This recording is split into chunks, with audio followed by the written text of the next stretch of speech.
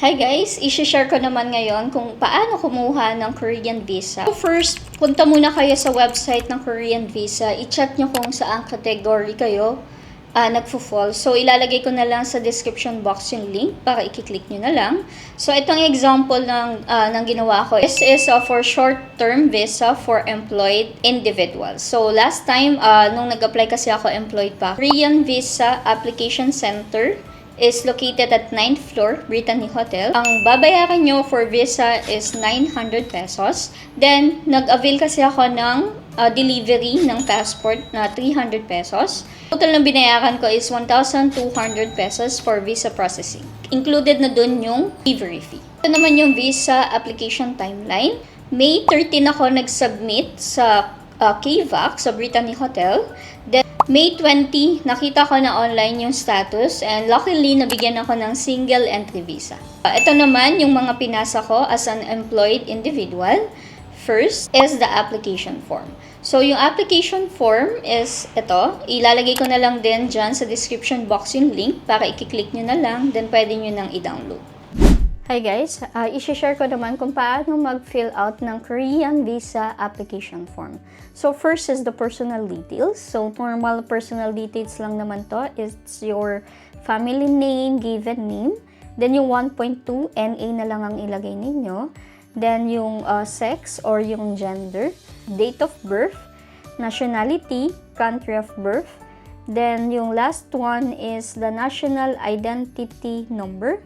Kung meron kayong national ID, ilagay nyo dyan yung national ID number. Kung wala, lagyan nyo na lang ng NA. So 1.8, may question dyan. Has the applicant ever used any other names to enter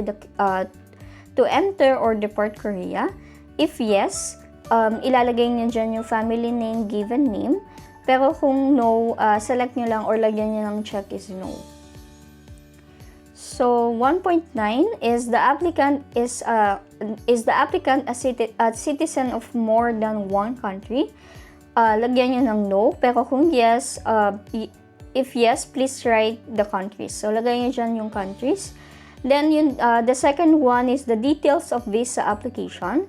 2.1, period of stay, long or short term. Ang nilagay ko dito is yung short term stay less than 90 days.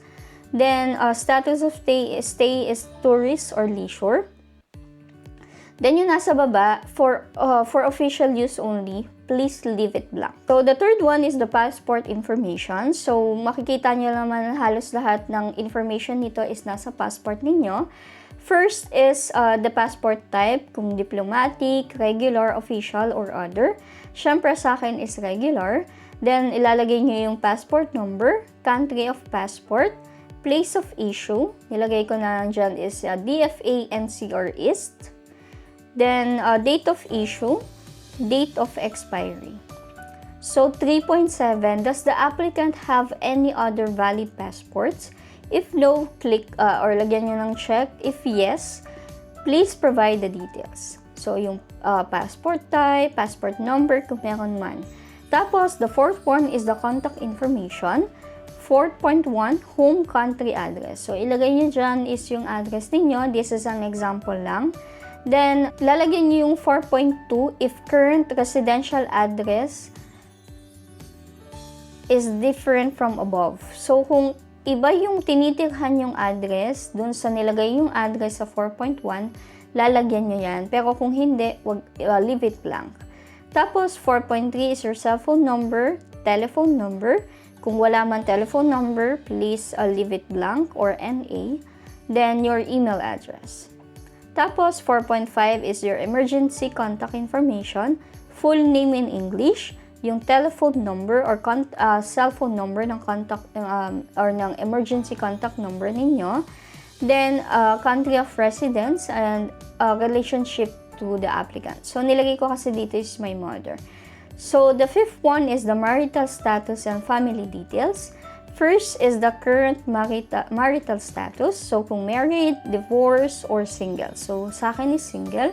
So, 5.2, personal information of the applicant's spouse. So, dito nyo ilalagay is kung married ang nilagay ninyo. Dito nyo ilalagay is yung name ng husband or ng wife ninyo.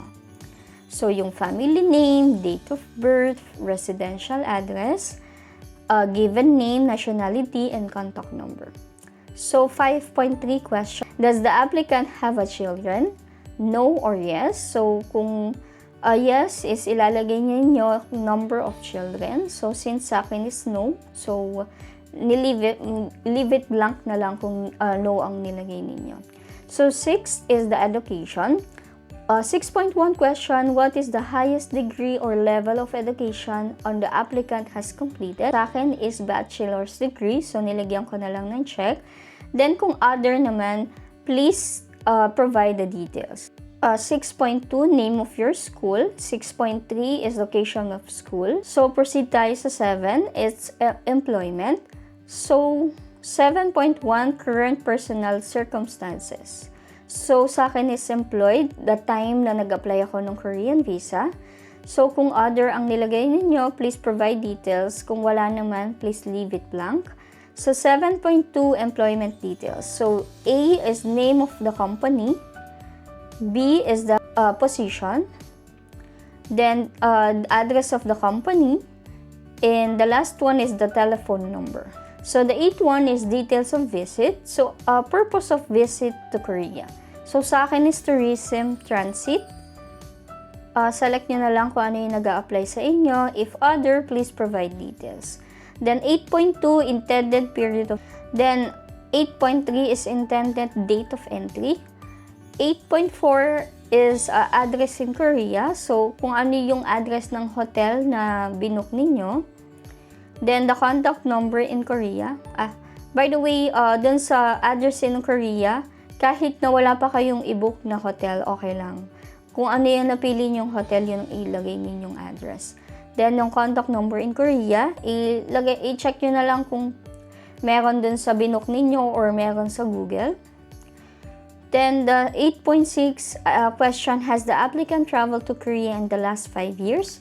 So, since this is my first time, ni-leave it blank ko lang yan.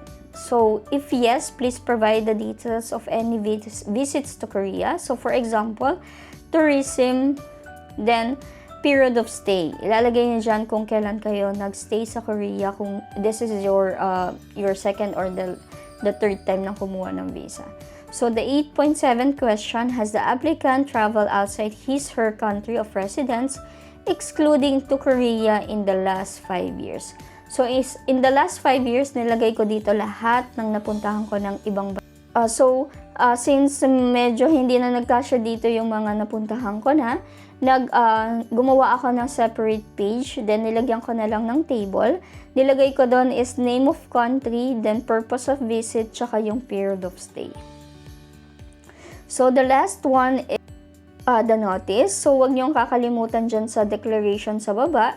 Lalagyan nyo ng date, signature of applicant, tsaka yung applicant name. So, that's it. Apply or mag-fill out ng application visa, ng application form for Korea. Let's back to the second one is one-piece passport size, colored picture. Then, the third one is your original passport. Fourth one is photocopy ng bio page ng passport. So, since kailangan naka A4 yung mga documents, sa A4 nyo siya ifo-photocopy. Fifth one is original and photocopy of valid visas and arrival stamps to OECD member countries for the last 5 years, if applicable only. So, sa case ko, nakapunta na kasi ako ng Japan, tsaka ng Germany, that time, nung nag-apply ako ng Korean visa. Ilalagay ko na lang dyan yung list kung saang bansa yung mga OECD members. So, kung nakapunta na kayo dyan at may mga visa kayo sa passport, ifo-photocopy nyo lang din siya, tsaka yung mga stamp. Okay, so the fifth one is original certificate of employment. Must include applicant's position, date hired, compensation, office address, HR landline number, cell phone number is not allowed, HR email address. So, yung certificate of employment is kinukuha sa HR. So, just in case lang na hindi nila nailagay yung mga gusto nilang details, gawa na lang kayo ng cover letter. Tapos, i-explain nyo doon kung bakit wala. Then the 8th one is bank statement, original or certified true copy of bank statement, passbook for the last 3 months. And the 9th one is photocopy of ITR, income tax return, or form 2316.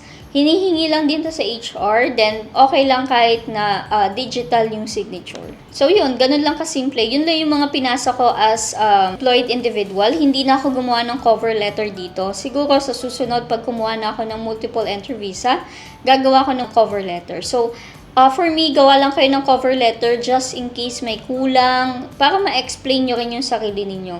Wala namang masama eh. Kasi, sasabihin naman dun sa 𝗥𝗘𝗧𝗥𝗍 kung hindi nila tatanggapin yung documents. Proceed tayo sa step-by-step process. Okay, so pagpunta nyo ng Brittany Hotel sa 9th floor, may parang concierge na doon or i-check na nila yung documents mo kung complete. Then afterwards, magbibigay sila ng number. Yan, ipapakita ko na lang dyan yung example. So, yung number na yan, then may waiting area naman doon. Then may monitor. Doon mo makikita kung yung number mo is natawag na. Then, papaakyatin kayo sa 10th floor.